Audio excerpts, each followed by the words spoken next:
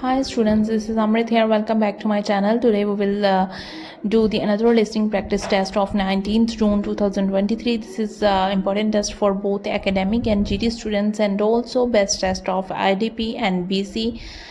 And today your goal of listening is 8 band, so do practice again and again until you get the 8 band. So all the best students. Before starting the video, please do subscribe my channel who haven't subscribed yet. जिन्होंने अभी तक channel को subscribe नहीं किया, फटाफट से channel को subscribe करें ताकि आप मेरे साथ रोज लिसनिंग की प्रैक्टिस कर सकें. And join my Telegram group for the free arts material and follow me on Instagram. The link is in description box. So all the best students. Hear a number of different recordings, and you will have to answer questions on what you hear. There will be time for you to read the instructions and questions, and you will have a chance to check your work. All the recordings will be played once only. The test is in 4 sections. At the end of the test, you will be given 10 minutes to transfer your answers to an answer sheet. Now turn to Section 1. Section 1.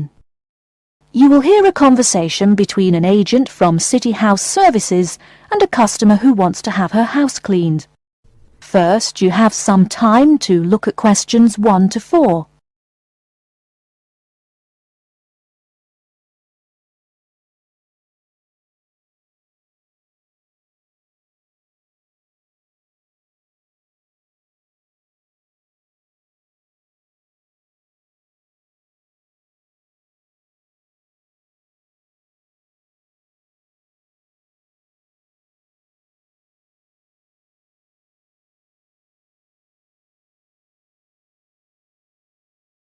Now we shall begin.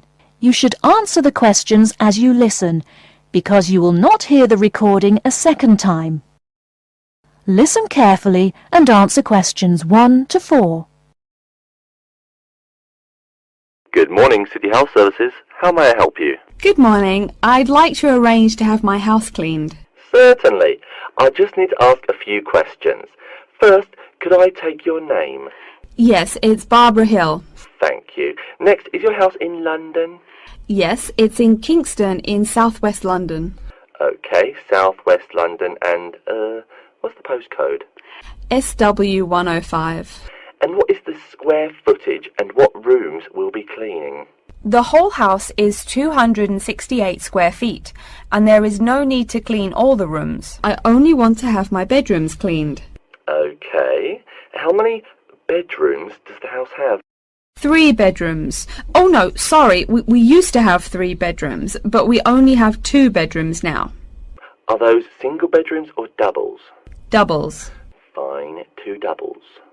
There's one more room which needs cleaning. It was used as a bedroom before, and now we have converted it into an office. I understand.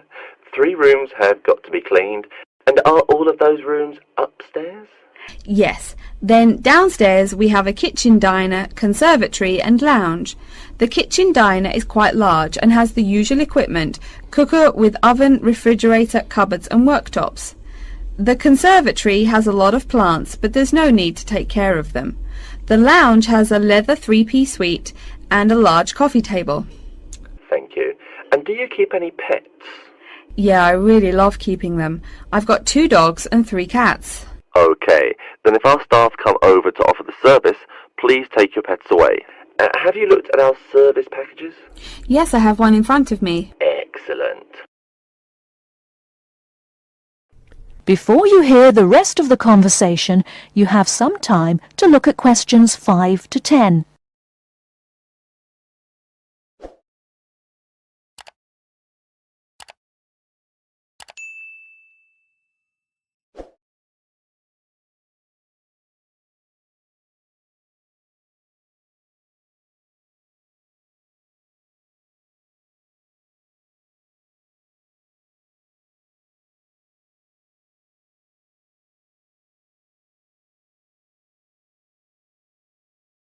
Now listen and answer questions 5 to 10.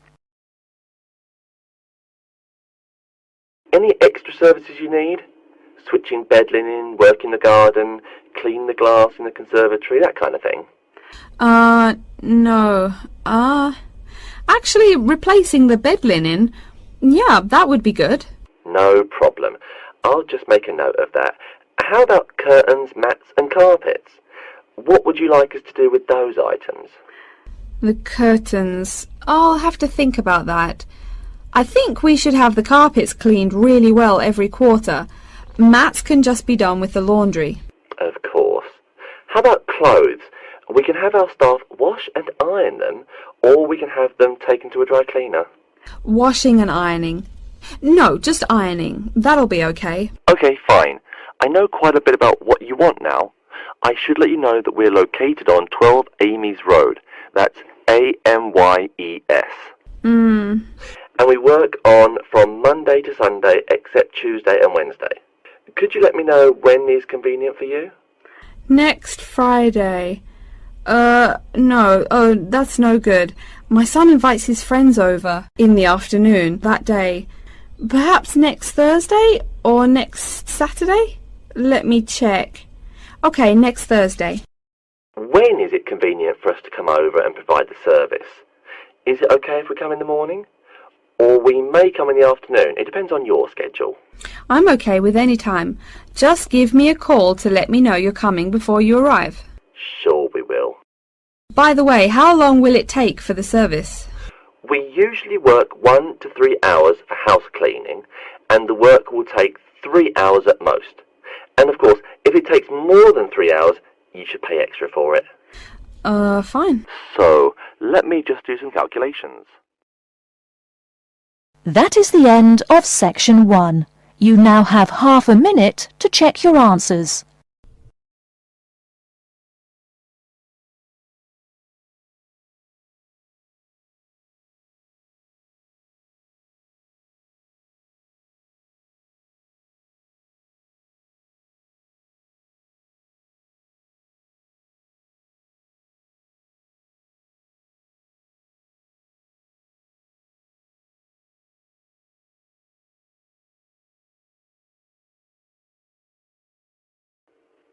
Now turn to section 2.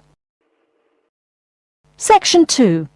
You'll hear a talk by a security worker from Sydney Airport who is introducing the day-to-day operations of the Australian Quarantine Service. First, you have some time to look at questions 11 to 17.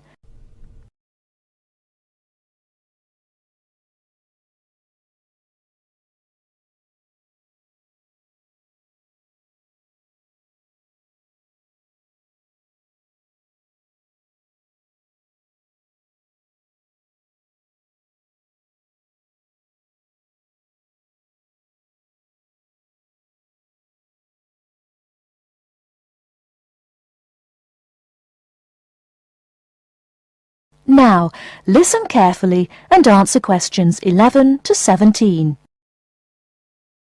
Hi everyone and welcome to Sydney Airport. Today I'll be giving you the inside information on the day-to-day operations of the Australian Quarantine Service here. We hope to provide you with a better understanding of why such heavy security regulations are necessary by educating you on how we operate and why we do the things we do. We're not here to try to persuade you to fly through Sydney Airport, though we hope you'll find your experience relatively stress-free and comfortable. First things first, our personnel. Can anyone guess how many people work at Sydney Airport? We have 200 alone working in Terminal 2, so can you guess how many in the whole airport? I heard someone say 360. That's getting closer. What? Did someone say 2,000? That's way too high. Sydney Airport actually employs 440 people. A lot, right? And about half of those employees work in security-related matters. Moving on to our not-so-human employees, let's come and see our favourite pooch, Milton. Milton is our best drug-sniffing dog on the force. He's friendly to most people. You can even come pet him at the end of our tour. Burnouts, beware though. He'll find everything. Notice that even though there are so many of us around him, Milton stays quite calm. This is the precise reason he was chosen for the job. Dogs that are chosen are not predisposed to sniff out different narcotics. That's something we teach them already. So here's a part of the airport most people never notice, the cargo transport terminal. This is where packages are shipped to and from. Normally we ship around 4,400 packages per month. In this airport alone, over 52,000 packages were shipped in and out over the past year. We ship to and from 170 different countries. Not bad, eh? Probably it will go up to over 72,000 packages this year. And despite over 100 flights in and out of here daily, the number of lost or delayed packages is impressively low. If you send your package through here, rest assured we'll get it where it's going. Let's move on to the area most of us are familiar with, the passenger terminals.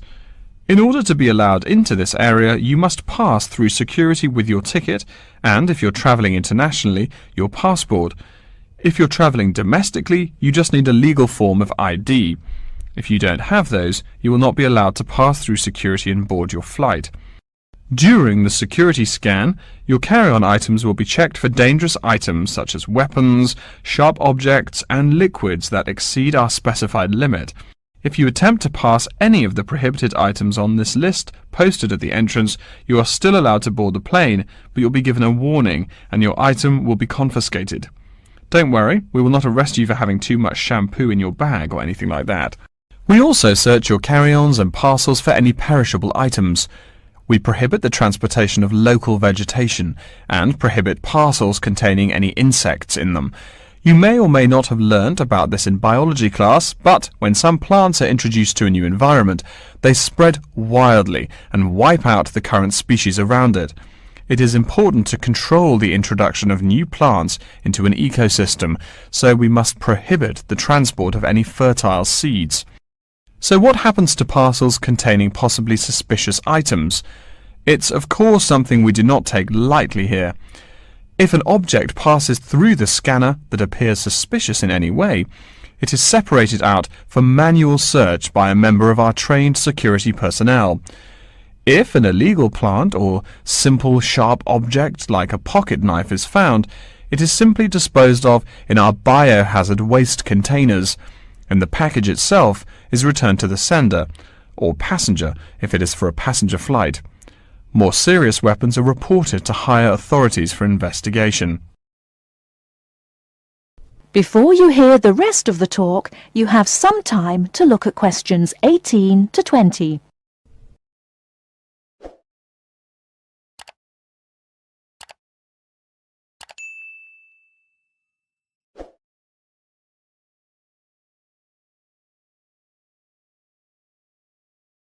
Now listen and answer questions 18 to 20.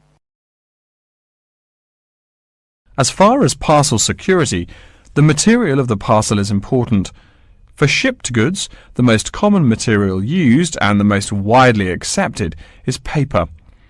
Make sure it is packed sturdy enough with no rips or tears.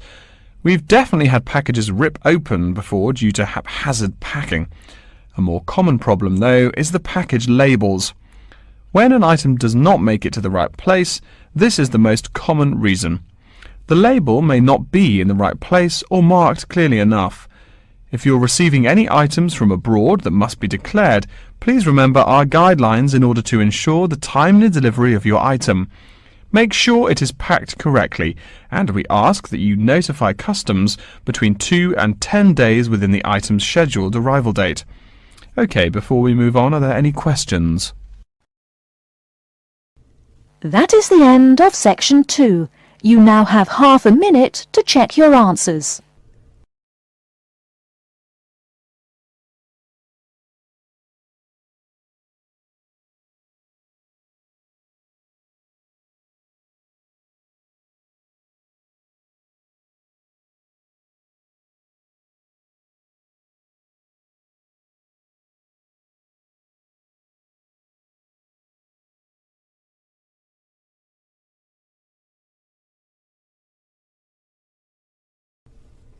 Now turn to section 3. Section 3. You will hear a librarian called Adam Smith talking to the students about how to use the facilities in the library. First, you have some time to look at questions 21 to 26.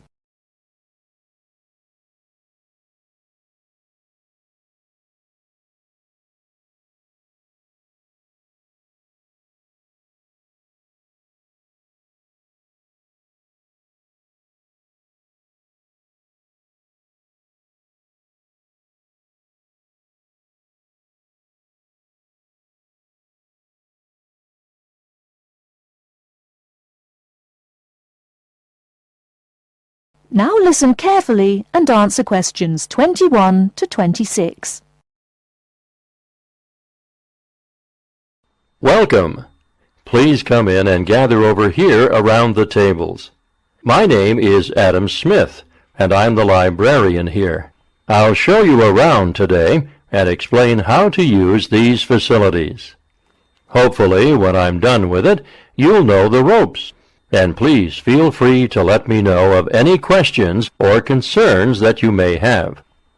Now we're at the gate of the library. Upon entering into the door, you'll find that the restrooms are on your left-hand side, and opposite them is a photocopy room. Many of you are wondering about the check-in and check-out process. What you have to do is go to the circulation desk, which is to the east of the photocopy room. The reading room is a really large area in the center of the library, just to the north of the circulation desk. I'm sure you won't miss it. If you're here to do research, this is where you should bring books to look through. However, if you're here to do any group projects or other interactive activities, I advise you to use one of the study rooms, which are just to the east of the reading room. Moving on to the southeast corner, we have the periodical section, just next to the study rooms. We have a collection of different newspapers and magazines in this section. You can get last week's weather reports, or all the top stories 5 years ago. Our periodicals can be traced back 20 years to the time when our school library was built. Our first question. Yes. Can we check out magazines from the library? I'm sorry, but you cannot take any periodicals out of the library. You're welcome to read them for as long as you want while you're here, but you cannot check them out. I wonder if there is any place where we can get some food in the library. Do we have a store here? Of course. The Food Service Center is just meters away from the study rooms. It's on the northeast corner as you look at the map. The Food Service Center offers different kinds of snacks, though it's not big. Well, moving on along to the west, you will find the Video Resource Center on your right hand. We have educational videos and documentaries, as well as major motion pictures. We ask that you pay attention to the tag on the video that you pick up, as many of our documentaries are for on-site viewing only and may not be taken out of the library. To the west of the Video Resource Center is our satellite TV station. Here we stream the news from Channel 19 for most of the day. How many channels does it have? It does have nearly 200 channels, but we generally will give top priority to channels with some big events, like presidential addresses or other breaking news. During the coverage of the presidential debate, students will take a break from studying and flock to watch it. Last, but perhaps most important, is the inquiry desk. It's just on the left-hand side when you walk into the library, so it's impossible to miss it. If you have any questions about how to use equipment or where to find something, come and ask the assistant. Don't be shy, because that's what they're here for. Before you hear the rest of the talk, you have some time to look at questions 27 to 30.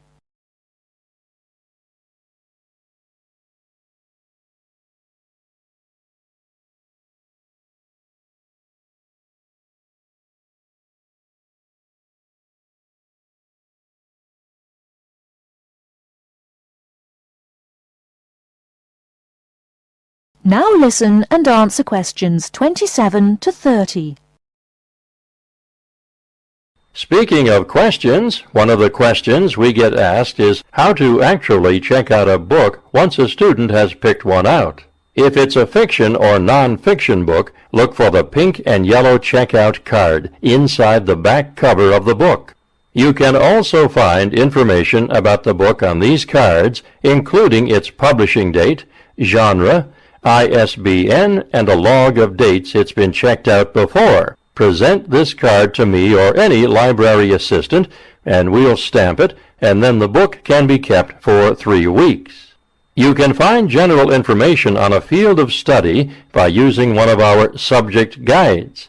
We have them on paper here, but any of our computers will allow you to search within fields as well.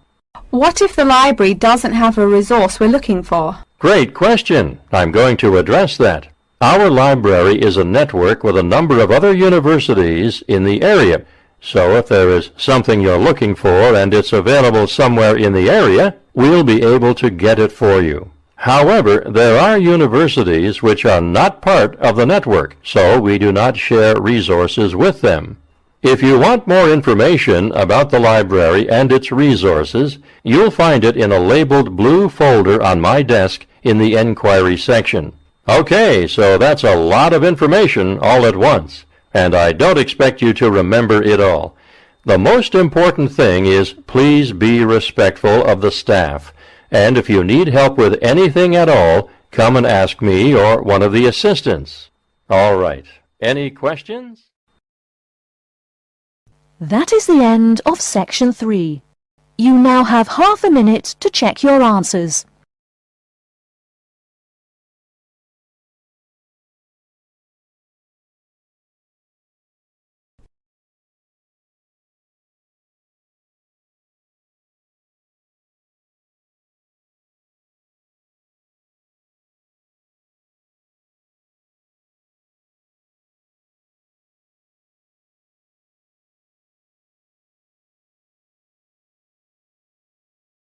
Now turn to section 4. Section 4.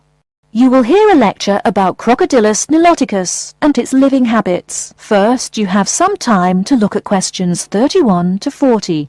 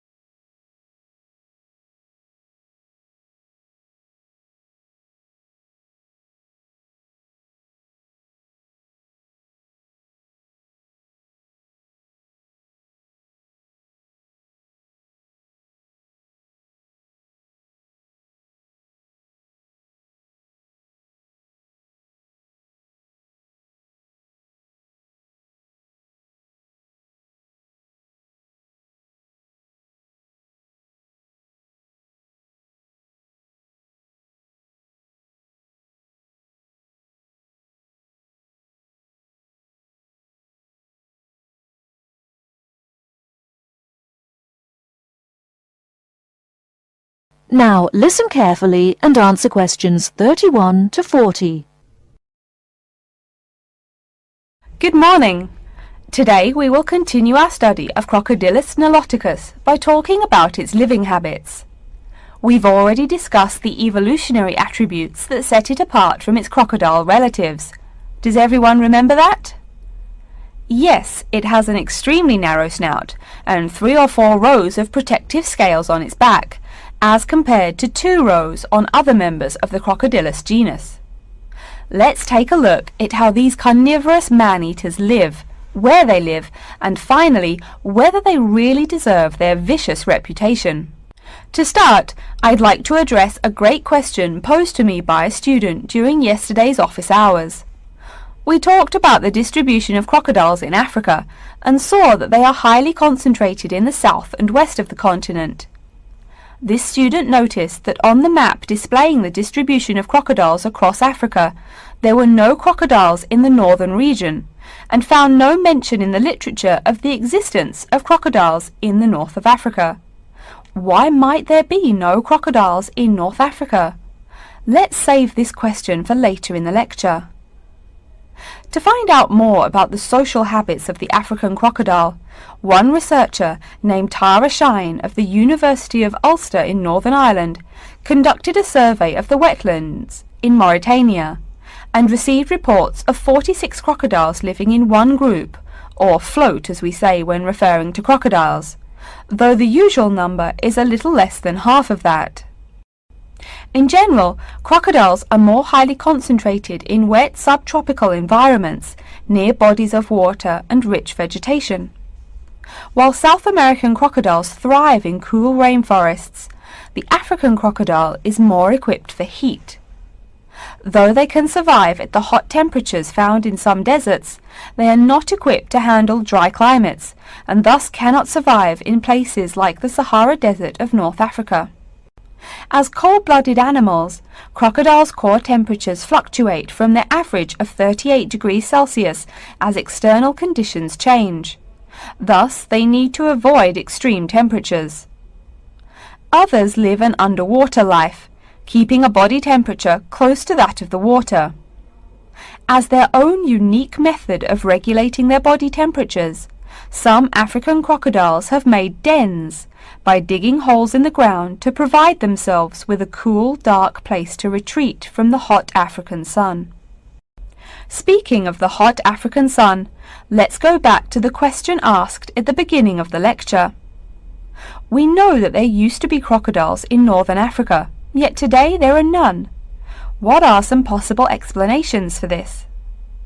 Some students have suggested that the African crocodile has evolved from a desert creature into a wetland creature, thus causing them to migrate south for more appropriate conditions.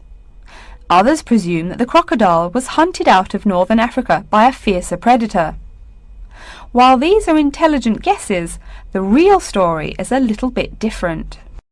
The key to this migration is that the Sahara Desert did not always cover the north of Africa. About 8,000 years ago, the land was fertile wetlands, perfect for breeding crocodiles. Over time, though, the area dried out and the wetland slowly turned to desert, leading the African crocodile to migrate south to the marshlands they call home today. Some crocodiles did, however, adapt to living in dry conditions. In Mauritania, some crocodiles have learned to survive in an area where they can go up to 8 months with no water, by spending the driest of times in what's called a torpor, or short period of hibernation. To utilize every bit of rainfall, these desert crocodiles dig underground caves that collect runoff, thus staying cool and hydrated. During the mating period in November and December, males attract females to their viciously protected territory through a number of behaviors that range from snapping their jaws all the way to sending infrasonic pulses through the water. Afterwards, the female digs a hole up to 60 centimeters in depth to store the eggs for an 80-day incubation period. The female protects these eggs during the period, and sometimes even helps crack the eggs with her snout at the end.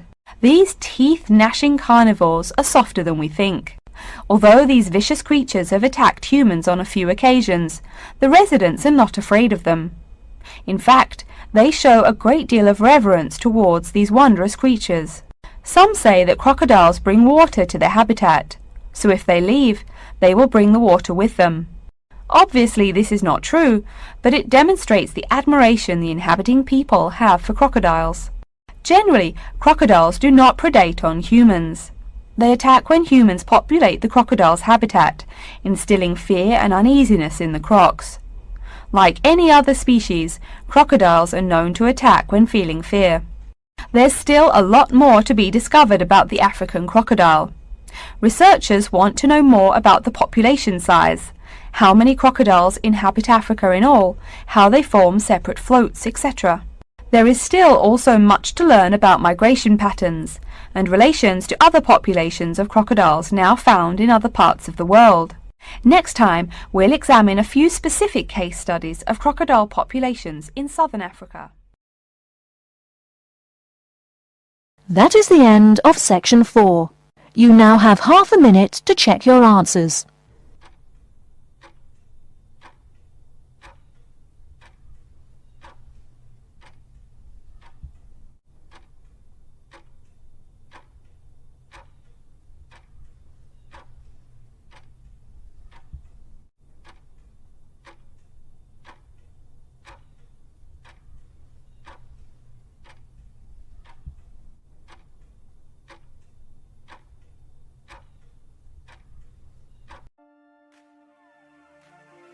That is the end of the listening test. In the Ielts test, you will now have 10 minutes to transfer your answers to an answer sheet.